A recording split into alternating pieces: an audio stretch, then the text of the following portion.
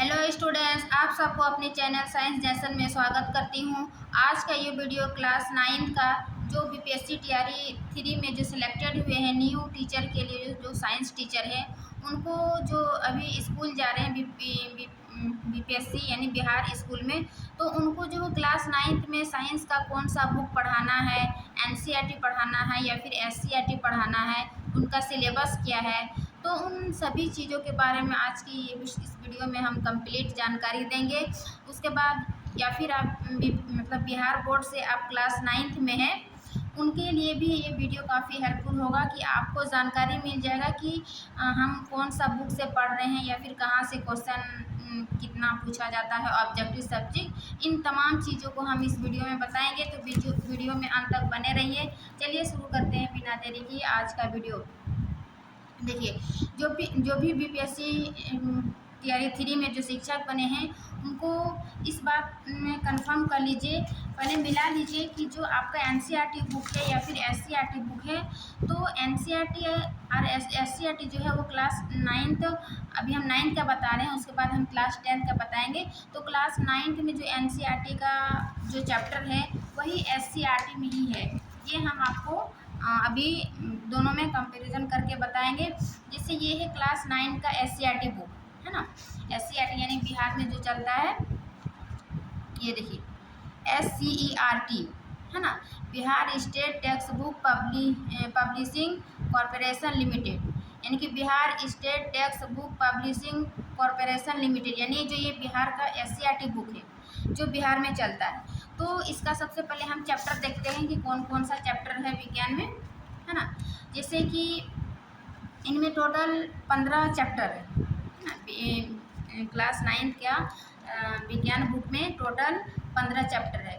वही यदि हम ओल्ड एनसीईआरटी देखते हैं, अभी न्यू एनसीईआरटी जो है उसमें 2 चैप्टर हटा दिया गया है, तो ओल्ड एनसीईआरटी में जो है वो उसमें भी जो है 15 चैप्टर है।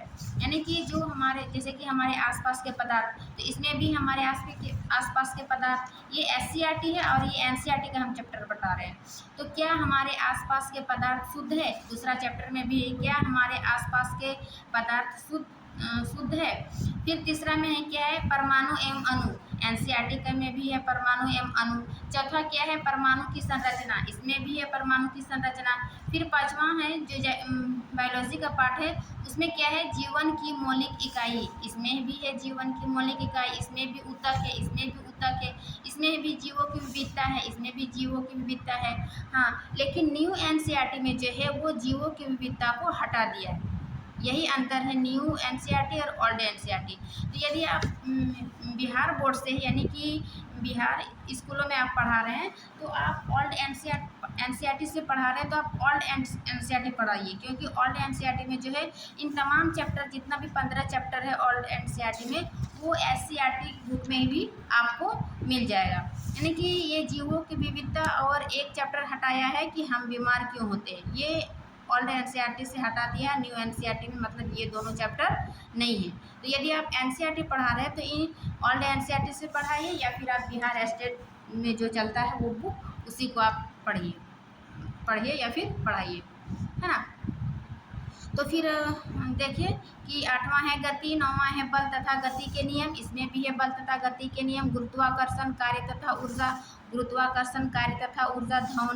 ध्वनि हम बीमार क्यों होते हैं, इसमें भी हम बीमार क्यों होते हैं। प्राकृतिक संपदा, इसमें भी है प्राकृतिक संपदा। और खाद्य संसाधनों में सुधार, इसमें ही खाद्य संसाधनों में सुधार।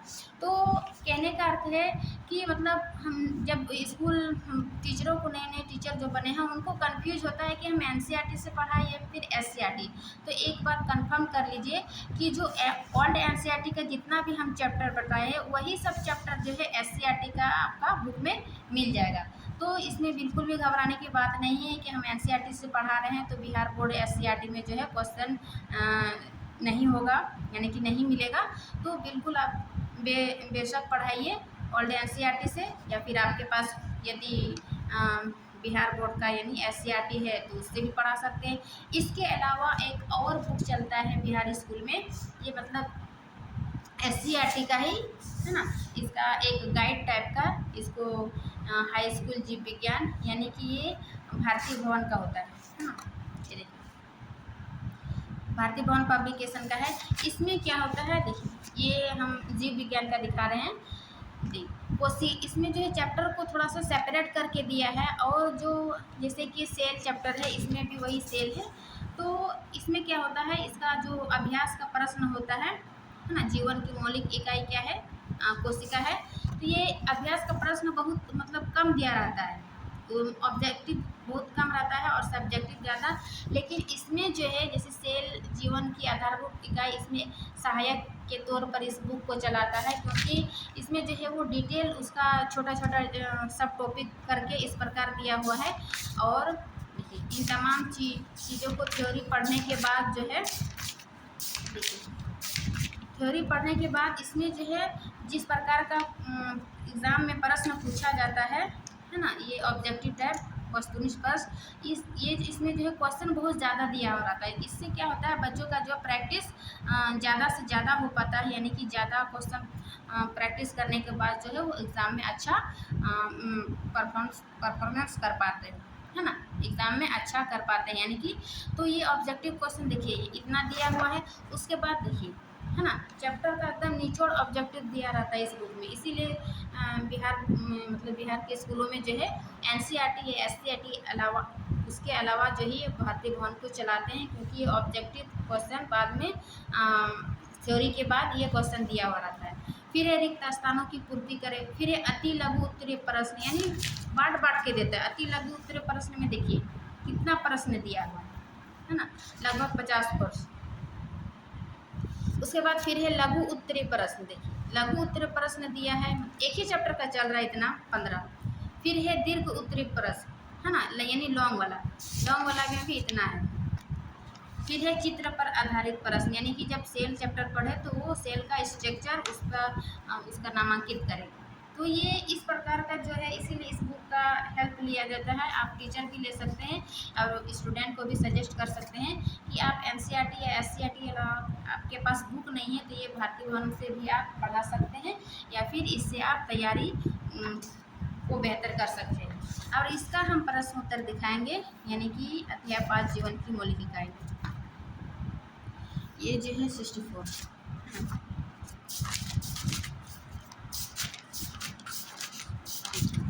इसमें पढ़ लिए हम कोशिका। उसके बाद देखिए इसमें कितना प्रश्न रहा।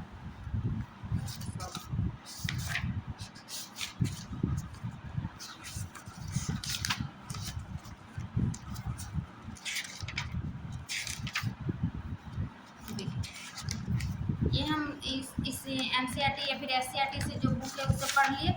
उसके बाद देखिए इसका अभ्यास में, यानी कि प्रश्न में देखिए डायरेक्ट प्रश्न उत्तर दे दिया है, यानी कि आपको शॉर्ट लॉन्ग टाइप का या फिर दीर्घ उत्तरीय लघु उत्तरीय ऑब्जेक्टिव इस टाइप का क्वेश्चन नहीं दिया हुआ। ये डायरेक्ट बताया कि पादप कोशिका में जंतु कोशिका में तुलना करें। अब कितना मार्क्स का है, लॉन्ग क्वेश्चन है या फिर शॉर्ट क्वेश्चन है या फिर अति शॉर्ट है ना। तो इस टाइप में इसको जो एग्जाम पता नहीं चल पाता, और एग्ज़ाम में जो 3-4 टाइप का पूछा जाता है, सब्जेक्टिव, ऑब्जेक्टिव, अति लघु उत्तरीय। तो इसीलिए ये बुक जो है वो अच्छा रहता है, यानी कि क्वेश्चन का प्रैक्टिस करने में। आप यदि थ्योरी कहीं से पढ़िए लेकिन क्वेश्चन का प्रैक्टिस इस बुक से कराइए, और हम आगे भी अपने चैनल में इस टाइप का क्वेश्चन का प्रैक्टिस कराएंगे क्लास 9 का, है ना, क्लास 9 का, उसके पास क्लास 10 का। तो आज का ये वीडियो जो है वो क्लास 9 का हम दिखाए, यानी एनसीईआरटी और एससीईआरटी और फिर भारतीय भवन जो भी बुक सही है या फिर क्वेश्चन है। तो आशा करती हूँ कि ये वीडियो आपको अच्छी लगी होगी और ये जानकारी पूर्ण रही होगी, यानी कि आपको कंप्लीट जानकारी मिल गई होगी एक ही वीडियो में। तो आप क्लास बिहार बोर्ड से या क्लास 9 को पढ़ा रहे हैं या फिर आप स्टूडेंट हैं, तो ये वीडियो आपके लिए काफ़ी हेल्पफुल है। तो वीडियो को अंत तक ज़रूर देखिए ताकि आपको पता चले कि इसमें जो क्वेश्चन आंसर बताए हैं इसका और उसका दोनों को तुलना करके बताएं। अब बाकी आपको जो अच्छा लगे जिससे पढ़ाइए, अब चाहे एनसीईआरटी, एससीईआरटी या फिर अभी जो दिखाए भारतीय भवन का, है ना। तो ये आप पर डिपेंड है कि आप किससे पढ़ा रहे हैं, आपको किससे अच्छा लग रहा है पढ़ाने में या फिर क्वेश्चन आंसर करवाने। तो इसी के साथ ये वीडियो समाप्त करती हूँ। मिलते हैं नेक्स्ट क्लास में, यानी कि आज का हम क्लास 9 का बताएं, इसके नेक्स्ट वीडियो में हम क्लास 10 का बताएंगे। उसी तरह एनसीईआरटी और एससीईआरटी का तुलना करके फिर इसका कौन सा बुक, जैसे भारती भवन इसमें भी चलता है, यानी कि 9, 10 में पढ़ाया भारती भवन, एनसीईआरटी और एससीईआरटी तीनों का ही बुक का हम तुलना करके दिखा देंगे, ताकि आप कंफर्म हो जाइएगा कि आपको कौन सा मतलब बुक पढ़ाने में आपको असुविधा हो, ताकि एग्ज़ाम में अच्छा स्टूडेंट जो है अच्छा कर पाइए। तो चलिए मिलते हैं नेक्स्ट क्लास में।